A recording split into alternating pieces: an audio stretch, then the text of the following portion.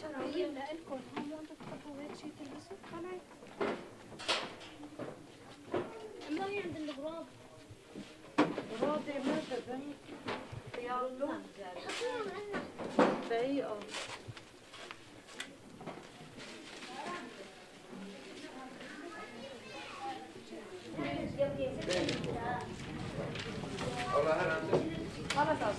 Tamam, sen de gidiyorsun. Ne bu dersin? Na Anka, sen kişa tıklı ya tıklı şunda derken.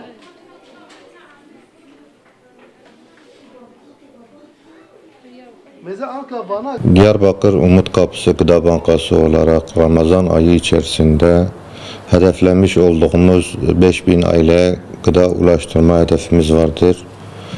Bu hedefimizde şu anda Ramazan'a 2 gün kala 850 aileye gıda yardım kolileri ulaştırdık. Bu kolileri gönüllü kardeşlerimiz tarafından kendi arabaları, kendi imkanlarıyla bu ailelere götürülüp kapılarında teslim edildi. Ve şu anda hazırlamış olduğumuz gıda kolilerini işte bekliyoruz. Hayır sahipleri gelip bunları alıp bu mağdur aileler için koli alıp bu ailelere vermeleri ve şu anda elimizde 5000'in üzerinde fakir tespit etmiş olduğumuz fakir ve mağdur aile var. Ayrıca Ramazan'ın 1. günü olmakla birlikte şu anda derneğimize gelip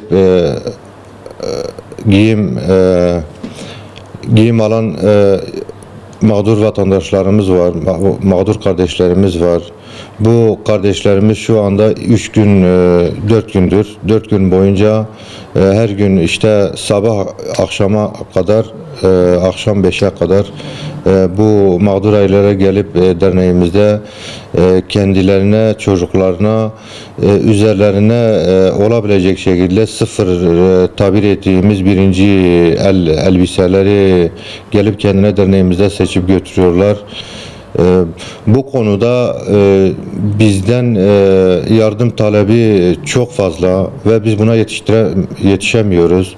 Bize bu yardımlar için hayır sahiplerinden yardım bekliyoruz. Bu yardımları bizden esirgememeleri ve bizimle birlikte gelip mağdur aileleri görüp ona göre onlara o yardımları vermeleri konusunda çağrıda bulunuyoruz. Rabbim şimdiden yapmış olduğunuz ve yapacağınız bütün hayırları dergah hilesinde kabul buyursun. Rabbim sizden razı olsun. Polat yazıyor.